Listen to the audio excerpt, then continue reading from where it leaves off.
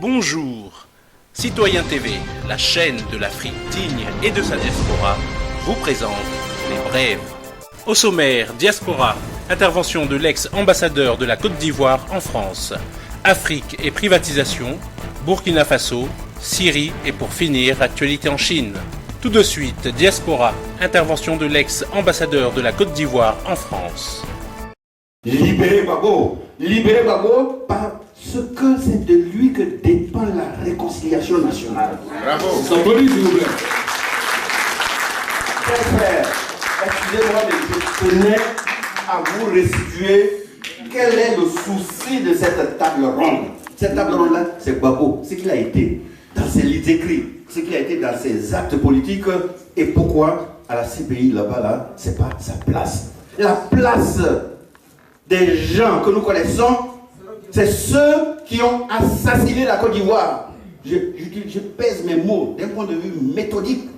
Assassiner la Côte d'Ivoire. Parce que la Côte d'Ivoire est en dessous du niveau de l'eau aujourd'hui, grâce ou à cause de cet imposteur, Ouattara.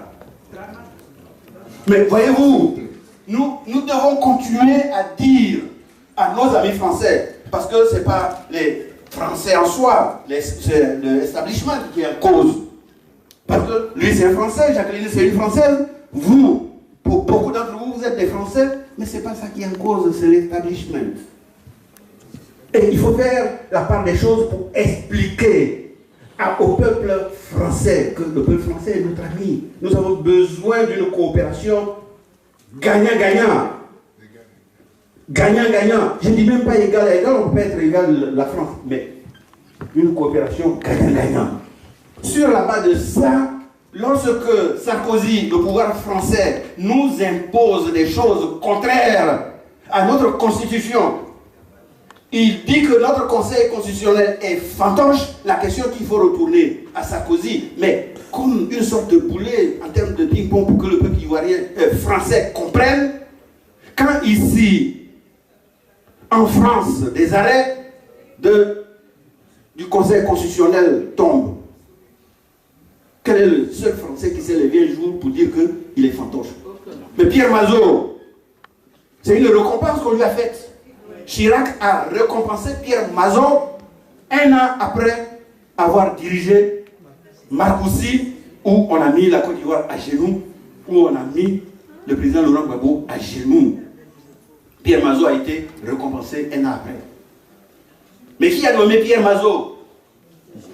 C'est Chirac.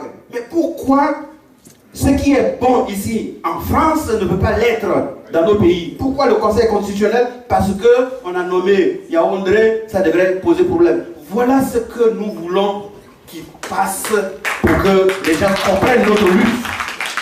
C'est pourquoi ces petits cadres parfois sont centrés sur des petits sujets, mais aujourd'hui, naturellement, le combat que nous avons amené,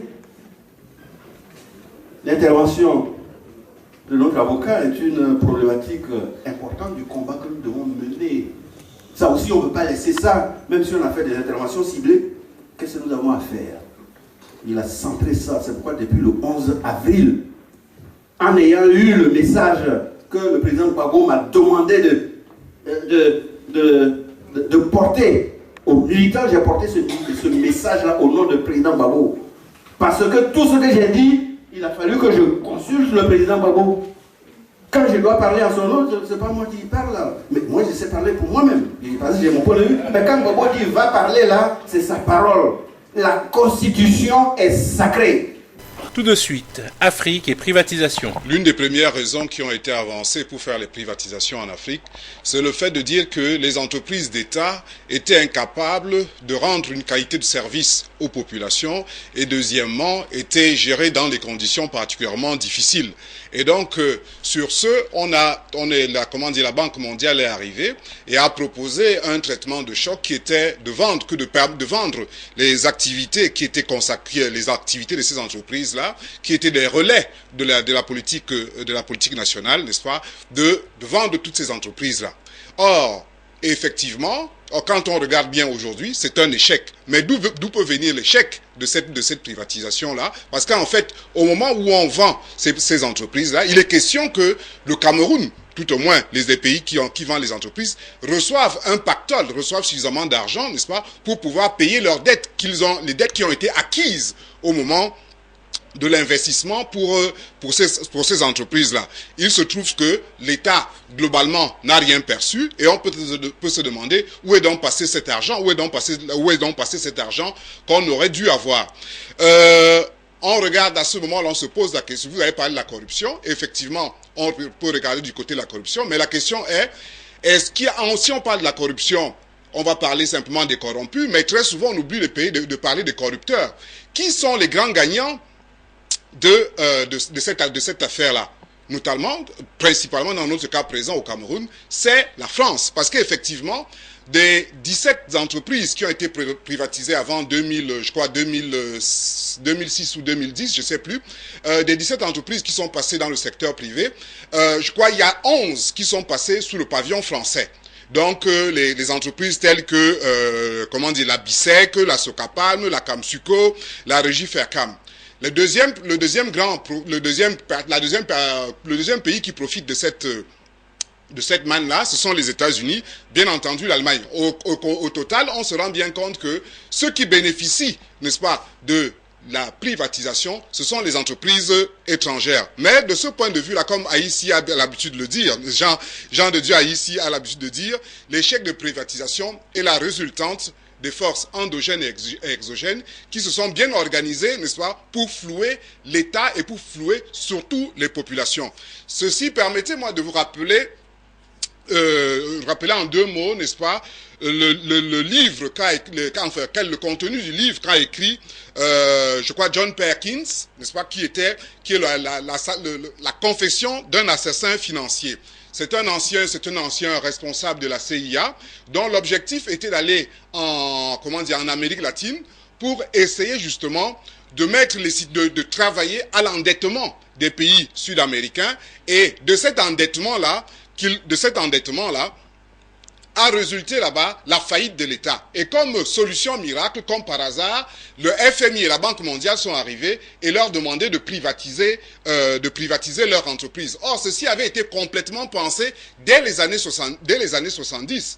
Parce qu'effectivement, n'oublions pas que à partir du moment où il y a eu le choc pétrolier et que les entreprises, comme notre panel l'a dit sur le plateau central, à partir du moment où il y a eu choc pétrolier et que les entreprises occidentales avaient besoin de nouveaux marchés, il était donc intéressant pour elles de parler à leur gouvernement et d'imposer au FMI et à la Banque mondiale de financer ce qu'on appelait les entreprises, les éléphants blancs.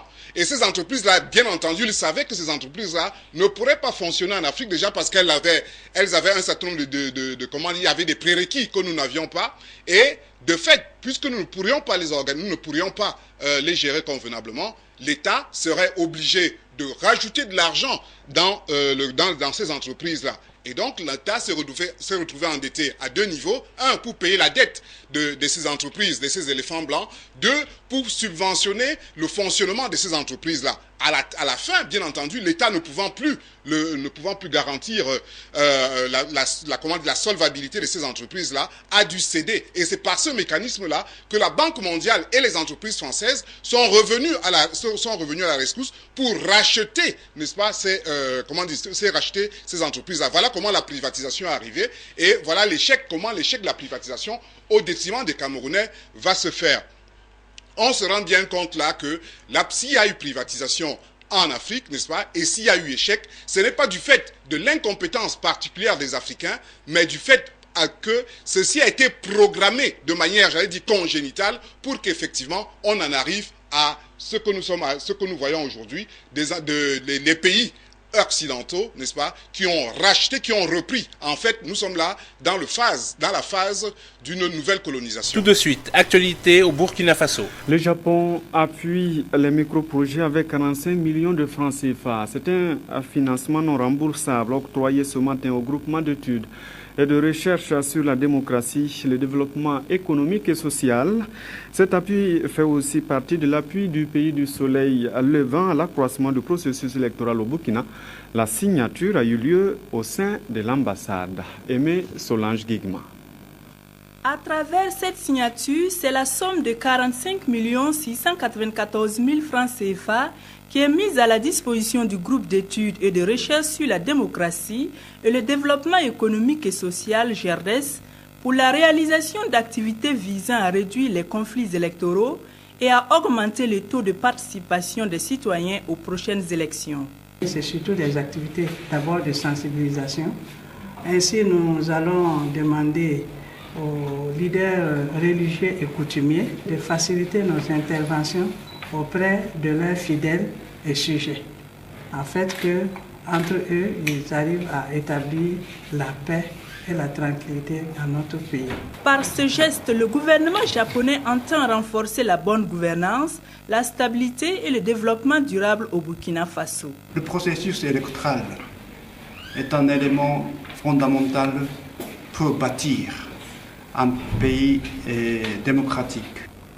Le Japon voudrait être à côté du peuple burkinabé afin que le Burkina Faso puisse avoir la prospérité et la paix. Outre ce don, le Japon appuie la Commission électorale nationale indépendante dans le cadre de son projet intitulé « Renforcement des capacités logistiques de la CENI » à hauteur de 500 millions de francs CFA. Tout de suite, les titres de l'actualité en Syrie. L'armée et les forces populaires dominent la localité de Rouairan Sharqi à Hasaki après avoir éliminé de nombreux terroristes.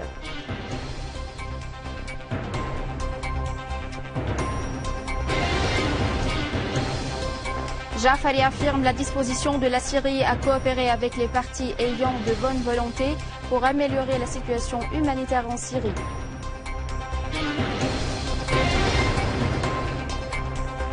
L'UNESCO affirme que les attaques terroristes contre les sites archéologiques en Syrie et en Irak sont des crimes de guerre.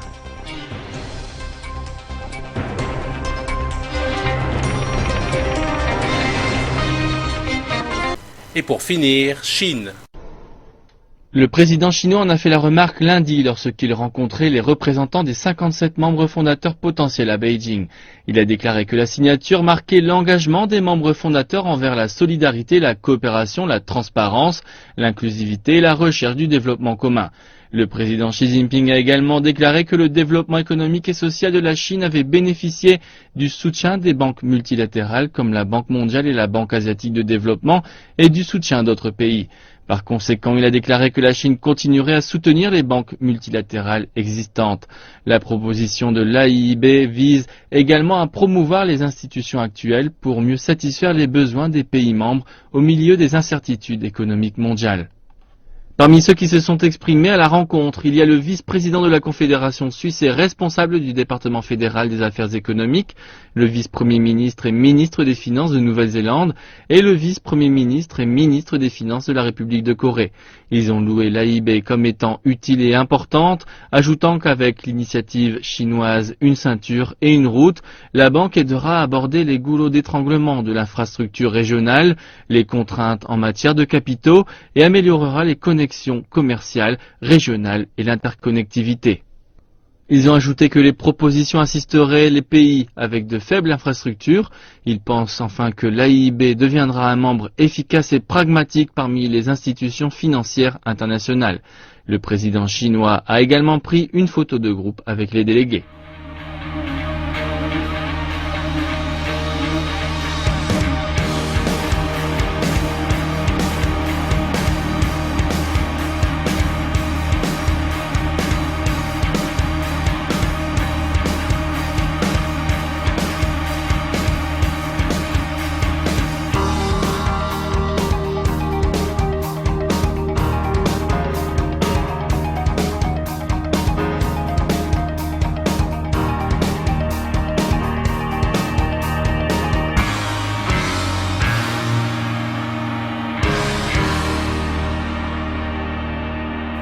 Citoyen TV, la chaîne de l'Afrique digne et de sa diaspora, vous a présenté Les Brèves.